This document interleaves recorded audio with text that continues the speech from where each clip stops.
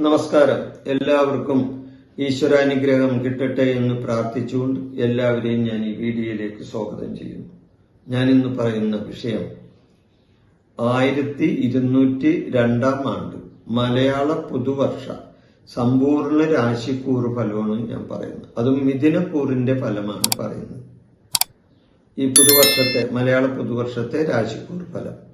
മിഥുനക്കൂറിൽ വരുന്ന നക്ഷത്രങ്ങൾ ഏതൊക്കെയാണ്? മകീരം, അര, തിരുവാതിര, പുണർദം, മുക്കാല്.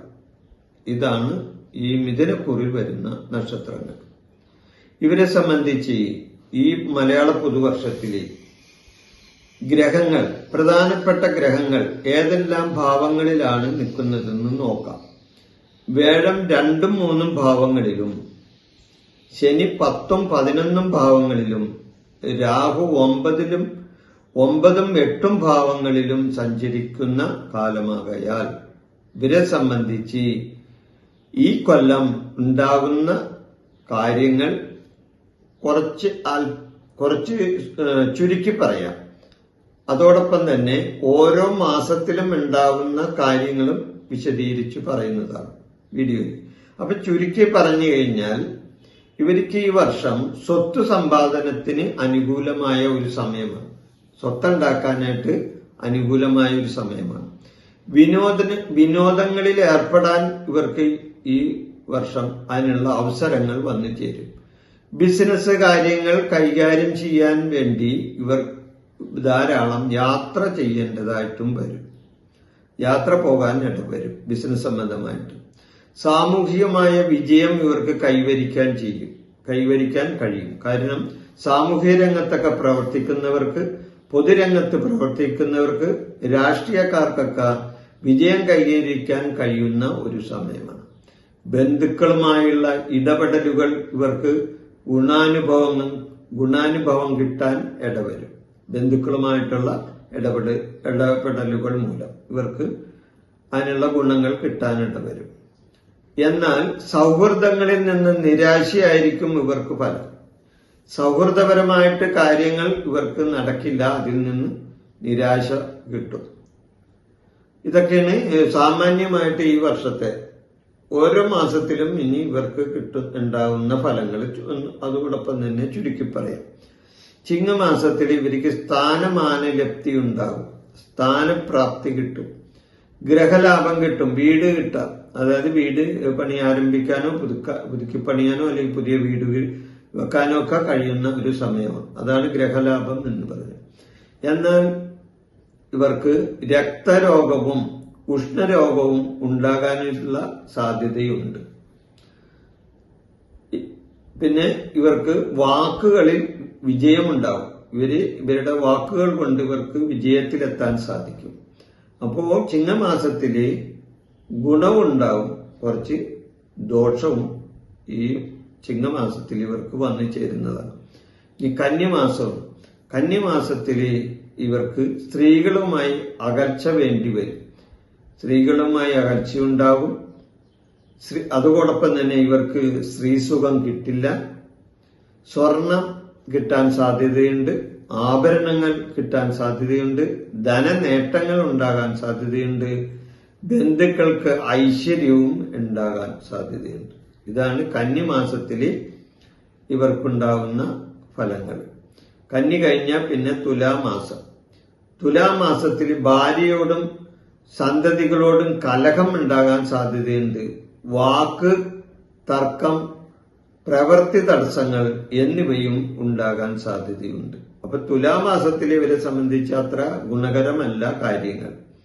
ഇനി വൃശ്ചിക മാസത്തില് ഇവർക്ക് ബന്ധുജനസമാഗമം ഉണ്ടാകുന്ന സമയം, കുടുംബസുഖം കിട്ടുന്ന സമയം, ശത്രുക്കളുടെ നാശം ഉണ്ടാകുന്ന സമയം. എന്നാൽ രോഗശമനം കിട്ടുകയുമില്ല. അപ്പോ പലവിധത്തില് ഗുണങ്ങൾ ഉണ്ടാകും. എന്നാൽ അതോടൊപ്പം തന്നെ ഇവർക്ക് രോഗമുള്ളവർക്ക് അതിന് ശമനം കിട്ടിയെന്നും വരില്ല വൃശ്ചിക മാസത്തിൽ. ഇനി ധനുമാസത്തിലെ കാര്യമാണ്. ധനുമാസത്തിൽ പ്രേമ കാര്യങ്ങളിൽ വിജയം ഉണ്ടാവുന്ന സമയം. പ്രേമിക്കുന്നവരെ സംബന്ധിച്ച് ധനുമാസം നല്ലതാണ്. പ്രേമ കാര്യങ്ങളിൽ വിജയം ഉണ്ടാവും. കച്ചവടത്തിൽ വിജയം ഉണ്ടാവും, പ്രവൃത്തി ഗുണം ഉണ്ടാവുകയും ചെയ്യും. കച്ചവടത്തിൽ നിന്നും ഇവർക്ക് ധനുമാസത്തിൽ ലാഭം കിട്ടാനുള്ള അവസരങ്ങൾ വന്നു ചേരും. ധനുമാസം കഴിഞ്ഞാൽ പിന്നെ മകരമാസത്തിൽ ഇവർക്ക് അത്ര ഗുണകരമല്ല കാണുന്നത്. മകരമാസം മനക്ലേശം ഉണ്ടാകാൻ സാധ്യതയുണ്ട്. ഉദരരോഗം ഉണ്ടാകും, വാക്ക് തർക്കങ്ങൾ ഉണ്ടാകും.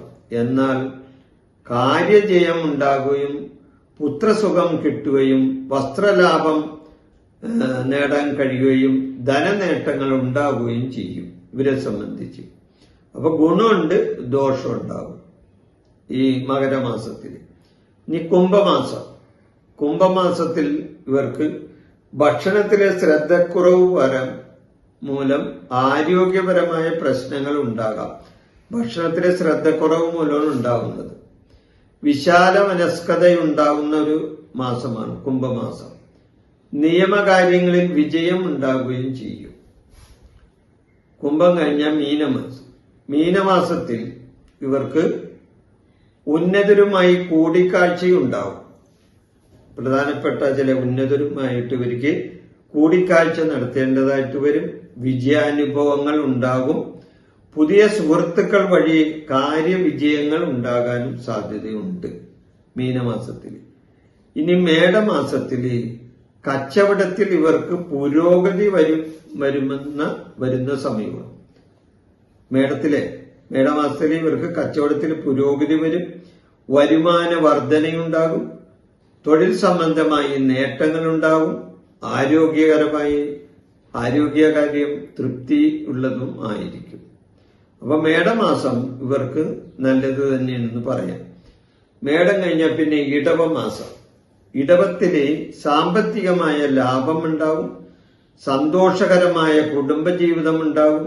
സ്ത്രീകൾ മൂലം ഇവർക്ക് നേട്ടങ്ങൾ ഉണ്ടാവുകയും ചെയ്യും ഇടവമാസത്തില്. അപ്പൊ ഇടവമാസത്തില് വളരെയധികം ഇവർക്ക് നേട്ടങ്ങൾ കിട്ടുന്ന ഒരു മാസമാണ് ഇടവമാസം. ഇനി മിഥുനമാസത്തില് ഇവർക്ക് ആദരവ് കിട്ടും. ജനപ്രീതി നേടാൻ സാധിക്കും. സഹാനുഭൂതി കിട്ടുന്ന ഒരു സമയമാണ്. സഹാനുഭൂതി കിട്ടും, ആദരവ് കിട്ടും, ജനങ്ങളുടെ പ്രീതി കിട്ടും ഇവരെ സംബന്ധിച്ച് മിഥുനമാസത്തിൽ. ബഹുമാനങ്ങൾ ഇവരെ തേടി വരുന്ന സമയമാണ്. പലവിധ ധനാഗമ മാർഗങ്ങൾ ഇവരുടെ മുമ്പിൽ തുറന്നു വരികയും ചെയ്യും മിഥുനമാസത്തിൽ. മിഥുനം കഴിഞ്ഞാൽ പിന്നെ കർക്കിടക മാസത്തിൽ ഭയം, സാമ്പത്തിക നേട്ടം, സർക്കാർ കാര്യങ്ങളിൽ വിജയം, ദുഷ്ജന സഹവാസത്തിൽ കൂടി ദോഷമുണ്ടാകും. കീർത്തിയും സുഖസൗകര്യങ്ങളും കിട്ടുകയും ചെയ്യും. അപ്പോ കർക്കിടക മാസത്തിൽ ഇവരെ സംബന്ധിച്ച് ഗുണവും ദോഷവും കിട്ടുന്ന ഒരു സമയമാണ് ഈ കർക്കിടകക്കാരെ സംബന്ധിച്ച്. അപ്പോൾ എന്റെ ഈ വീഡിയോ കാണുന്നവരെ ഈ വീഡിയോന്റെ കമന്റ് ഒന്ന് ഇടണം എന്ന്, നിങ്ങളുടെ അഭിപ്രായം ഒന്ന് രേഖപ്പെടുത്തണമെന്നൊരു അഭിപ്രായമുണ്ട്. അത് നിങ്ങൾ ചെയ്യുമെന്ന് വിശ്വസിക്കുന്നു. ഈ വീഡിയോ ഞാനിവിടെ അവസാനിപ്പിക്കുന്നു. നന്ദി, നമസ്കാരം. എൻ്റെ ഈ ജ്യോതിഷ പ്രോഗ്രാം നിങ്ങൾക്ക് ഇഷ്ടപ്പെട്ടാൽ നിങ്ങൾ ഈ ചാനൽ സബ്സ്ക്രൈബ് ചെയ്യാനും ലൈക്ക് ചെയ്യാനും ബെൽ ബട്ടൺ അമർത്താനും മറക്കരുത്.